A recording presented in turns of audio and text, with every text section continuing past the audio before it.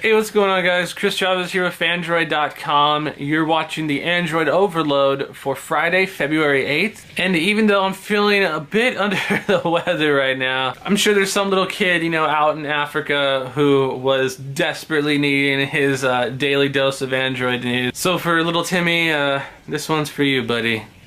First up, it looks like the HTC M7 might be released under the HTC One name. This coming from a tip from Evilinks, who claims to have, I guess, an inside source telling us that the M7 won't be released globally or in the US as the HTC M7. It will simply just be the HTC One and minus the X or S or V and all the other letters that HTC usually tacks to the end of the One. It looks like HTC is attempting to build a brand that they started with the HTC One X, and honestly this makes a lot of sense. In yesterday's video we talked about the Galaxy brand and how powerful that has become for Samsung, so much in fact that they're able to release a Galaxy S3 on every single carrier without any restrictions, without changing the body style, without changing the name at all. And Samsung has successfully built a brand for themselves to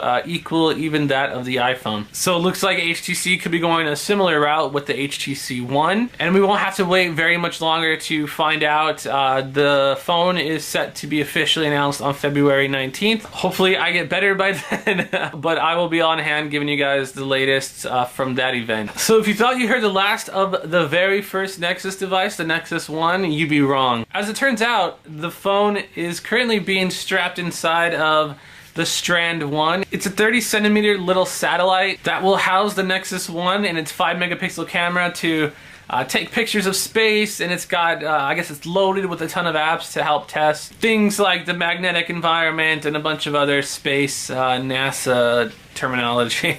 Pretty exciting stuff, and we can't help but to ask, where's the iPhone in all this? So when the Nexus 4 came out, it sold out rather quick, and it took a long time for it to be replenished and then shipped to, new users' doorsteps. And a lot of people were just wondering, who to blame. Was it LG for not producing enough units? Was it Google for not ordering enough units? But this entire time, Google has remained rather silent in announcing official numbers of the Nexus 4s that have been sold. Well, some crafty guys down over at XDA think they have figured out the number of Nexus 4s sold globally so far. This was cracked using the device's IMEI number, and it shows, like date and a bunch of other little tidbits that are kind of like code embedded in the IMEI number. So they believe that the Nexus 4 has unofficially sold 1 million units, with more than half of those coming, 550,000 precisely, in January alone. Pretty interesting information. Of course, we're gonna have to wait to hear from Google before we give official numbers, but it appears that the Nexus 4 just may have been, a moderate success. Who'd have thunk it?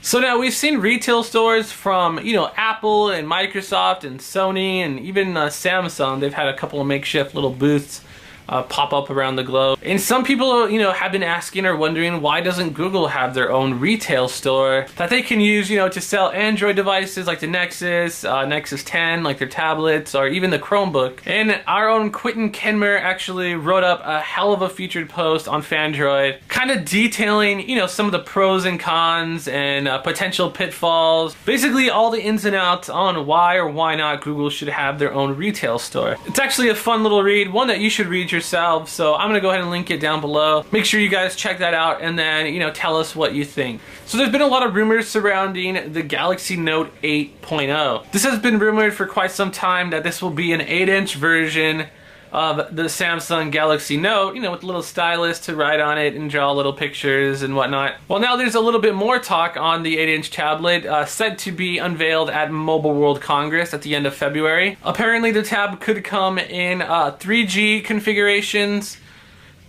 3G plus LTE, and then of course just plain old Wi-Fi. While this is all rumor and speculation at this point, of course we won't have to wait too much longer Myself and a couple of my colleagues, Edgar and Kevin, are going to be on hand at Mobile World Congress at the end of February. And hopefully, of course, I'm a lot better by then, but we will bring you every bit of news that's announced at MWC 2013. Alright, so that just about wraps up the Android Overload for Friday, February 8th. For links to all the articles I talked about in this video, make sure you hit the little description area. And as always, don't forget to thumbs up and subscribe. I'm going to get some much needed rest and hopefully get over this flu fever thing that I got going on. With Phandroid.com, I am Chris Chavez. Thanks for watching, and I'll see you next week.